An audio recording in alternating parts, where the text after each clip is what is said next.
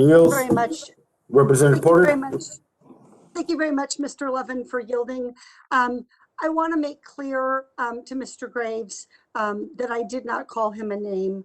I did state that he was engaged in an act of shilling for the oil and gas industry, but I did not call you a name, and I would never want to do that, sir. I respect your passionate advocacy. But the reality is that you represent oil and gas, both people who work in those industries in many cases, but you also represent large oil and gas industries, and that they are major contributors to your campaign and that you have a close relationship with them. I, on the other hand, don't take any contributions from people who work in the oil and gas industry, not much less corporate PAC money from those entities. And I'm simply trying to get a fair return for all American taxpayers, including those who work in the oil and gas industry. And with regard to Mr. Gohmert's comments, I have to say, as the only single mom of young kids in Congress in the 116th, I don't need lectures about what it's like to make ends meet. In fact, before I came, and what it's like to be a single mother from Mr. Gohmert. In fact, before I came to Congress, my area of academic expertise was bankruptcy, and consumer bankruptcy, and I studied families in financial distress. I wrote a book about it. I wrote over a dozen law review articles, and I was a principal investigator on 3 studies to try to understand why families are in financial distress. In all of that time, in all of those studies, the prices of energy was never described to me in the hundreds of thousands of families that I talked to, including sitting in bankruptcy court, interviewing them one-on-one. The prices of energy, of home energy, never came up. There is no doubt that it is a cost, particularly for those on a fixed income.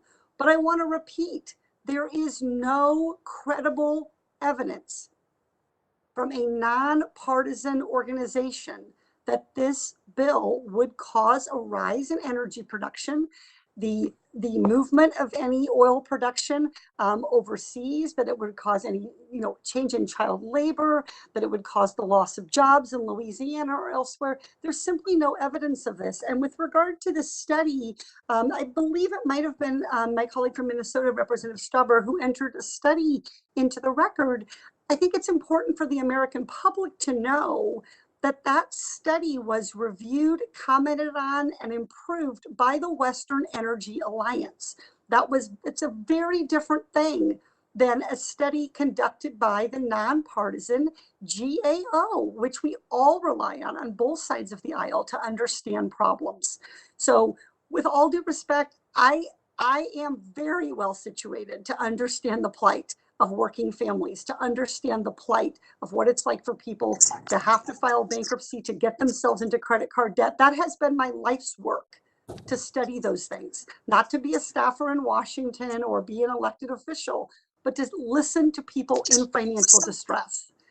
And these families are not being driven into bankruptcy because of high energy costs.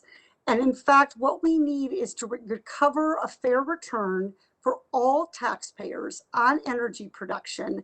And there's simply no credible research other than an industry reviewed, commented, and shaped study that suggests that there will be a decline in federal energy production or a loss of jobs because of this amendment. This is, again, not about stopping energy production. It's about getting a fair rate of return for every single taxpayer, and money, that revenue that can be used, in fact, to help support things like education and help support things like addressing issues of racial inequity.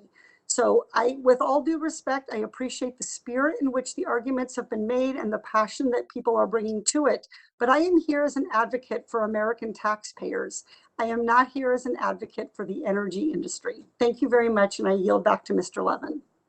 Yield back, Mr. Chairman. Mr. Levin yields back.